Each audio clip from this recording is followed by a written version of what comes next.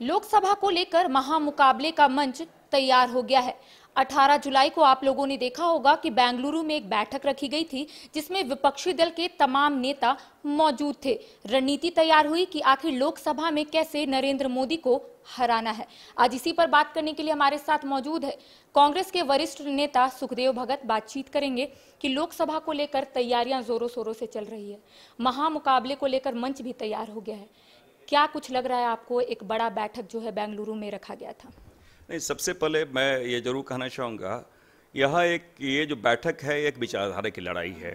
जो देश में जब से मोदी जी की सरकार आई है, मोदी जी जब से सत्ता में आए हैं, वो कहीं नहीं कहीं ये जरूर हम कह सकते हैं कि वो गोडसे विचारधारा से देश को ले जा रहे हैं, जिसमें संकीर्णता है, धर्मांता है, और ना संविधान पे विश्वास है, ना संसदीय परंपराओं पे विश्वास है। तो इसलिए ये मैं समझता हूँ कांग्रेस पार्टी और जितने भी इनके जो अलायंस बना है, डेवलपमेंटल अलायंस जो बना है, इंक्लूसिव अलायंस जिसको कह सकते हैं, 26 पार्टियों का और लाइक माइंडेड पार्टियों का, वो महसूस कर रही है कि देश को बचाना है। देश को बचाना कहने का मतलब कि देश संविधान से चले, देश गांधीवादी रास्ते से चले। और सबसे बड़ी बात है जो संविधान की खूबसूरती है, जिसे कहा जाए सेकुलरिज्म की बात करें, डेमोक्रेटिक जो टेम्परामेंट है, उससे देश चले। और कहीं न कहीं हम ये इसलिए महसूस करें, आपने देखा होगा बहुत छोटी सी बात है कि अगर छोटी सी बात मैं इसलिए मैं कह रहा हूँ कि वो बहुत छोटे रूप में ले रहे हैं मोदी जी की सरकार। जो मणिपुर में जो हालात है, जिसमें मानवता में जिस प्रकार वहाँ मानवता की नृशंस हत्या हो रही है, लोकतंत्र की नृशंस हत्या हो रही है, जो महिलाओं के साथ जिस प्रकार अत्याचार लगातार वहाँ पर जिस प्रकार हो रहे हैं, तो ये देश चिंतित है। और सबसे बड़ी बात है कि विदेश के संसद में इस प्रकार की बातें आ रही है, चर्चाएं हो रही है, मानवाधिकार के लोग चिंतित हैं, लेकिन मोदी जी जाना तो दूर, उसके बारे में कुछ बोल नहीं रहे, सदन से वो भाग रहे हैं। तो कहने का मतलब कि ये देश जो है वो कहीं न कहीं वो सत्ता में, जो मोदी जी की सरकार वो सत्ता चाहती है। और हमारे जो अलायंस है, इंक्लूसिव अलायंस जो है, वो चाहते हैं कि भाई यहाँ देश में अमन हो, शांति हो, भाईचारा हो, और संविधान जो है, संविधान के साथ देश चले, और संसदीय जो परंपरा है और लोकतांत्रिक मूल्यों से देश चले। ये कहीं न कहीं विचारधारा की लड़ाई है। और मैं एक चीज़ जरूर मैं यहाँ कहना चाहूँगा कि राहुल गांधी जी ने जो पदयात्रा की, आपने देखा होगा कि उस पदयात्रा में वो चुनाव के प्रचार में वो नहीं गए। उनका एक मकसद था कि देश है क्या, देश केवल एक ज्योग्राफिकल लोकेशंस नहीं है, यहाँ की संस्कृति, यहाँ की भाषा, यहाँ के लोग, यहाँ के हर सुरक्षा, नागरिक सुरक्षा, उन सारी चीज़ों से देश बनता है। और आज हम कह सकते हैं कि ना केवल संवैधानिक संस्थानों का मोदी जी ने अपहरण कर लिया है, बल्कि नागरिक सुरक्षा जिसे कहा जाए वो भी उनका भी अपहरण कर लिया है। और जिस प्रकार जातीय संघर्ष की बात करें या एक दूसरे पे मैं पूरे देश को तोड़ने का विभाजनकारी शक्तियां जिसको कहता है गृह युद्ध के रूप में देश आज हमारे सामने प्रस्तुत हो रहा है। लेकिन जब बैठक रखी गई थी 18 जुलाई को बेंगलुरु में, तो भारतीय जनता पार्टी की ओर से कई बयान सामने आ रहे थे। भारतीय जनता पार्टी के नेताओं का कहना है कि ये लोग सिर्फ कुर्सी गिन रहे हैं, लोकसभा में इसका कोई असर देखने को नहीं मिलेगा। कई लोग ये तक बोल दिए कि सारे भ्रष्ट लोग एक साथ है। मैं समझता हूँ कि इससे बड़ा दुर्भाग्य क्या हो सकता है। कहावत है कि मोदी जी उल्टा चोर कोतवाल को डांटे। मोदी जी का एक वक्तव्य मैं कहना चाहूँगा कि उन्होंने महाराष्ट्र में जाके एक दिन पहले का 70,000 करोड़ का इन्होंने घोटाला किया, और अजीत पवार जी की सरकार जिसे कहा जाए उसे उन्होंने शामिल करा लिया।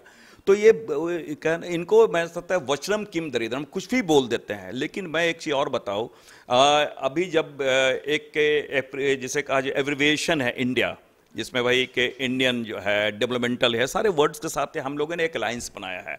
अब मोदी जी को इंडिया सबसे नफरत हो गया, वो भारत से नफरत कर रहे हैं क्या, वो बताएं जरा सा।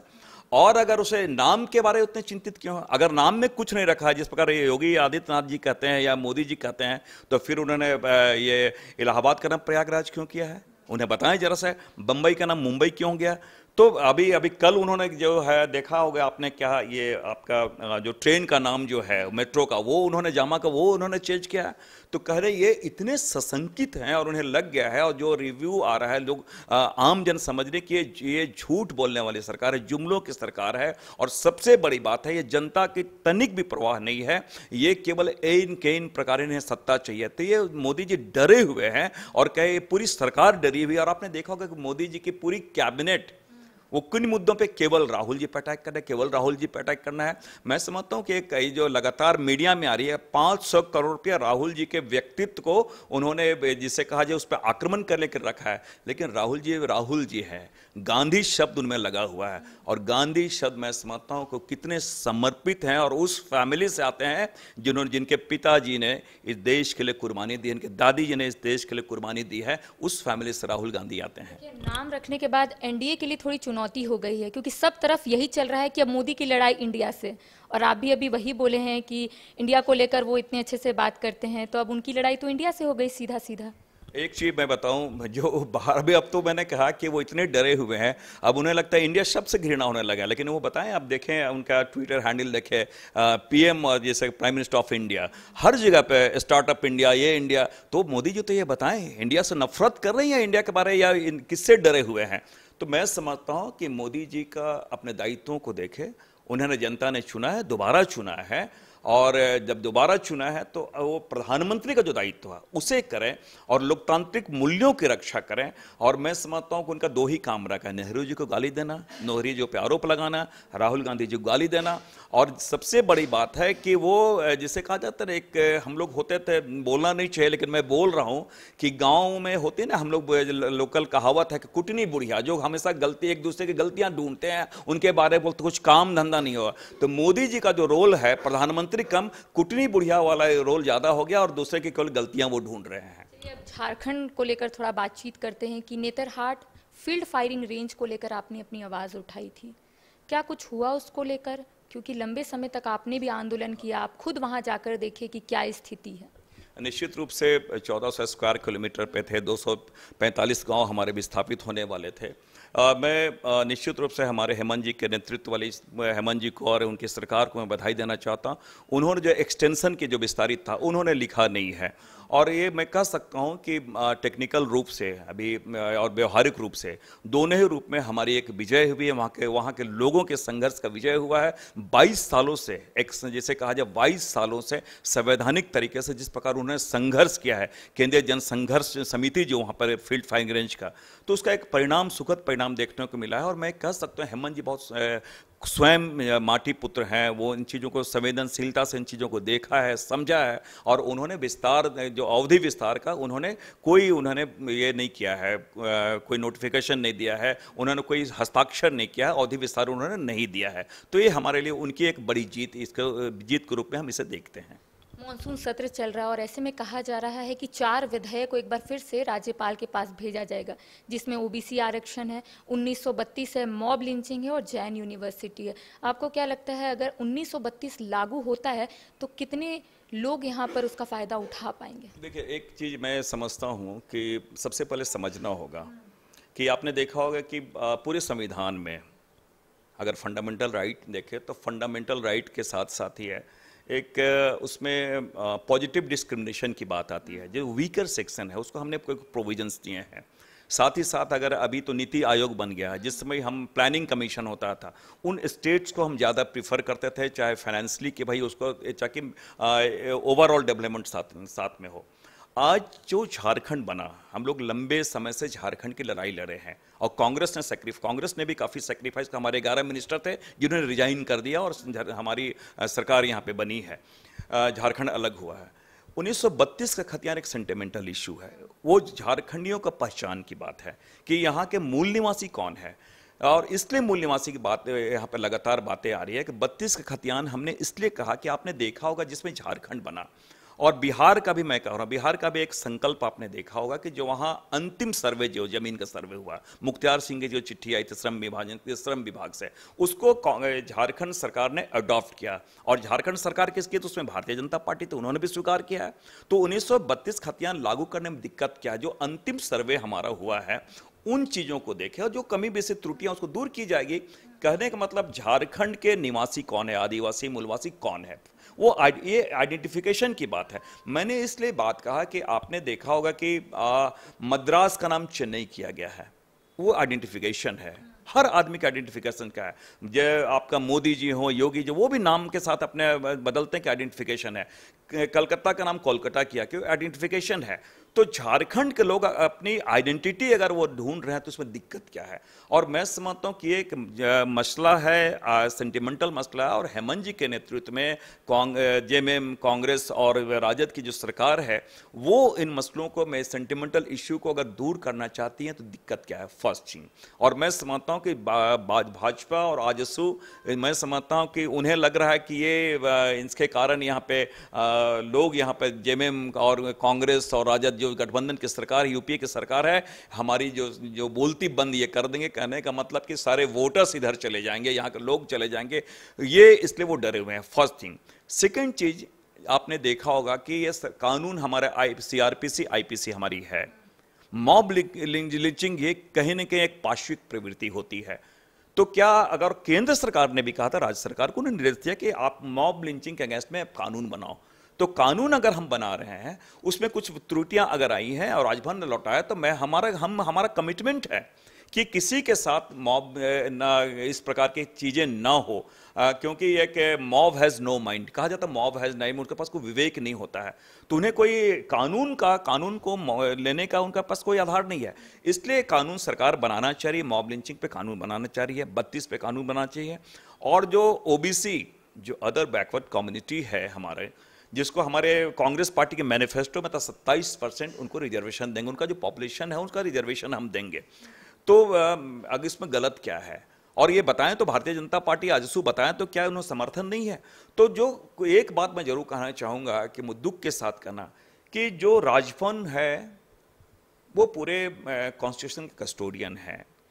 तो बहुत सारी, और बीच के आप कालखंड में आपने देखा होगा कि जिस प्रकार जब से मोदी जी की सरकार आई है, राजभवन को भी एक पॉलिटिकल अड्डा उन्होंने कहीं ना कहीं बना दिया है, और राज्यपाल जो हैं वो भारतीय जनता पार्टी के एजेंट के रूप, कस्टोडियन कम एजेंट के रूप में काम कर रहे हैं। कुछ त्रुटियां जो है, बहुत सारी ऐसी त्रुटियां होती है, विधेयक लौटाने के पूर्व ही मैं समझता हूं कि जो विभाग के लोगों से बातें हो सकती थी उन चीज़ों को दूर किया जा सकता है, लेकिन जैसे कहा था कुछ चीज़ें तो इंटेंसली लौटाई गई हैं कि पास ना को, लेकिन ये सरकार भी कमिटेड है और उन जो वैधानिक त्रुटियां उसे दूर करने के बाद पुनः विधेयक सदन से पास करने के बाद राजभवन जाएंगे, सो दैट कि वो कानून के रूप में हमारे समक्ष आ सके। कई नियुक्ति प्रक्रिया जो है राज्य में होने वाली है, लेकिन इस बीच भी कई पेच जो है वो फंसते हुए नजर आ रहे हैं। शिक्षकों की नियुक्ति होने वाली है, बीजेपी का कहना है कि जब राज्य में नियोजन नीति, स्थानीय नीति ही क्लियर नहीं है तो किस आधार पर नियुक्तियां होंगी? मैं समझता हूं कि उन्हें बहुत चिंतित होने की आवश्यकता नहीं है, एक दृढ़ इच्छा शक्ति है। और हमने निकाला और आपने देखा होगा मीडिया में बातें आई कि 70% से ऊपर हमारे यहाँ के लोगों को नियुक्ति होगी। तो कुछ जो वैधानिक त्रुटियां रही हैं जिसमें माननीय उच्च न्यायालय ने इसमें कुछ रोक लगाई थी, जो 32 के खतियान के बारे, लेकिन कहीं न कहीं हमने कहा कि जो हम नीति बनाते हैं, जो कैबिनेट में पास करते हैं, जो वैकेंसी हमने निकाला है, तो लीगल जो हमारे सेल हैं उनसे हमने राय ली है। हाँ, एक दो जो शिक्षकों की नियुक्ति में जो बातें आई हैं, विशेषकर हमारे जो इसके टेट वाले विद्यार्थी के हैं उनके बारे कुछ बातें आई है, तो कुछ त्रुटियां आई हैं उसके बारे है, और हमारी सरकार उनको उन चीज़ों का भी अध्ययन कर रही है, और वो चाहती है कि निश्चित रूप से कल्याणकारी राज्य जो है, कल्याणकारी राज्य का जो कॉन्सेप्ट संकल्पना है, उसके तहत उनके साथ कोई अन्याय ना हो, और मैक्सिमम लोग को जिसे कहा जाए कि उन त्रुटियों को दूर करने के बाद उन्हें शामिल होने की जहाँ तक बात है या उन्हें अवसर देने की बात है, उस पर सरकार अध्ययन कर रही है और सहानुभूति पर विचार कर रही है उस पर। एक आखिरी सवाल, लगातार बाइस्कोप के दर्शक सिर्फ यही पूछ रहे थे कि सुखदेव भगत वापसी कब करेंगे, कब करेंगे सुखदेव भगत वापसी? वापसी माने कैसी वापसी? वापसी तो मेरा पिछले साल ही हो गया है यहाँ पे। एक फ्रंट लाइन में आकर कोई काम नहीं कर रहे, क्षेत्र में आप काम कर रहे हैं, लेकिन लोगों को नहीं दिख रहा है कि आके सुखदेव भगत आगे क्यों नहीं आ रहे? मैं आपको एक चीज बता दूं कि सबसे बड़ी बात है, मैं कांग्रेस का एक आम कार्यकर्ता हूँ और हमारे लिए हर कार्यकर्ता उतना महत्वपूर्ण है, और जो केंद्र सरकार की जो भी हमारे पास निर्देश है, राज्य सरकार के जो निर्देश है, हमारी मतलब राज्य सरकार के साथ हमारे ये जो संगठन का जो निर्देश है, वो पूरी निष्ठा के साथ अपने दायित्वों का निर्वहन कर रहे हैं। हाँ, लगातार, क्योंकि ये पिछली बार अभी पहला जो चुनाव होगा लोकसभा का चुनाव होगा, और पिछली बार मैं बहुत, जैसे कहा जाए 6-7 हज़ार 8 हज़ार जो भी कह लें, उससे बहुत कम मार्जिन से हम लोगों ने ये लोहरदगा की जो सीट है वो हम हारे थे।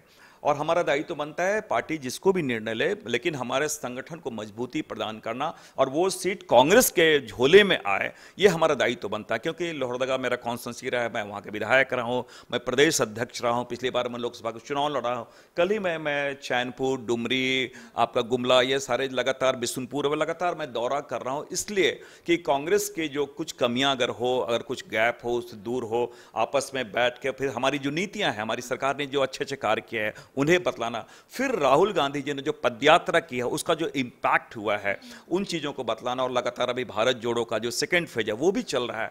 तो मैं फील्ड में हूँ और मैं ये जरूर कह सकता हूँ कि मैं ये चीज़ आता हूँ कि एक आम कार्यकर्ता का जो दायित्व होता है पार्टी की मजबूती के लिए, वो मैं निभाने का बाखूबी प्रयास कर रहा हूँ। चलिए, इस इंटरव्यू से एक चीज तो क्लियर हो गया कि सुखदेव भगत बहुत जल्द वापसी करने वाले हैं। तमाम जो लोग हमसे सवाल पूछ रहे थे कि आखिर सुखदेव भगत फ्रंट लाइन में आकर काम क्यों नहीं कर रहे, तो आपने सुना कि क्षेत्र का काम ये बखूबी से कर रहे हैं। साथ ही साथ लोकसभा चुनाव को लेकर कितना तैयार है कांग्रेस, इसको लेकर भी हमने बातचीत की। स्पष्ट रूप से इनका कहना है कि जो 18 जुलाई को बेंगलुरु में बैठक रखी गई है उसका असर आने वाले समय में जरूर दिखेगा। फिलहाल मुझे दे इजाजत, सहयोगी कौशल के साथ करिश्मा सिन्हा, न्यूज़ बाइस्कोप, रांची।